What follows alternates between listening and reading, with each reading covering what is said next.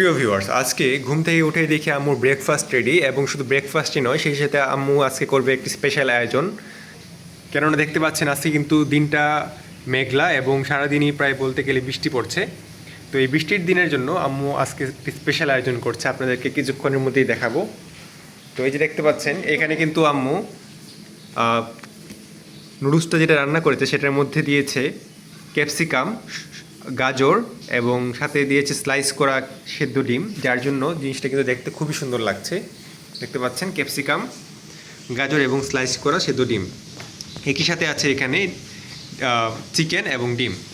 আর এইখানে দেখতে পাচ্ছেন আম্মু আমার ছোটো ভাইয়ের জন্য কফি আর আমাদের দুজনের জন্য তুলসী পাতা দিয়ে হার্বাল টি রেডি করেছে, কেননা এটা খেলে আপনার সর্দি কাশি বা জ্বর এগুলো কমে যায়। তো আপনাদেরকে চলুন দেখায় আজকের স্পেশাল আয়োজন।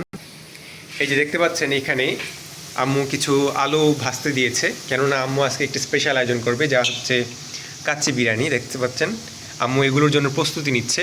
একই সাথে এই যে দেখুন এখানে কাচ্চি বিরিয়ানির যে চালটা আছে সেটাকে আম্মু ধুয়ে ঝরার জন্য দিয়েছে, এটা ভালোভাবে ঝরিয়ে নিতে হয়।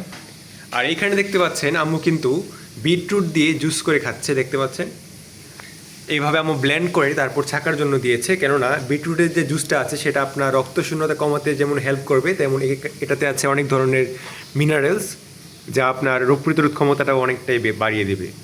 তো আপনাদের যাদের সমস্যা, বিভিন্ন ধরনের কিডনির সমস্যা কিংবা কোলেস্টেরলের সমস্যা অথবা হাই প্রেশার, তারাও কিন্তু এভাবে বিট জুসটাকে ট্রাই করতে পারেন। তো ভিউয়ার্স, আজকে এই ছিল আমাদের ব্লগ। অবশ্যই কমেন্ট করে জানাবেন যে সকালের ব্রেকফাস্টটি কেমন হলো।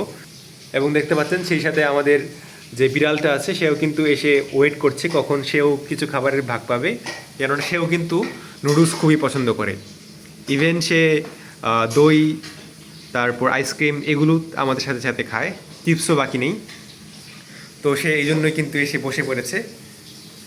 তো ভিউয়ার্স, আমরা এবার খাওয়া শুরু করি ইনশাআল্লাহ। অবশ্যই কমেন্ট করে জানাবেন ভিডিওটি কেমন লাগলো। আজকের মতো এই পর্যন্তই। আল্লাহ হাফেজ।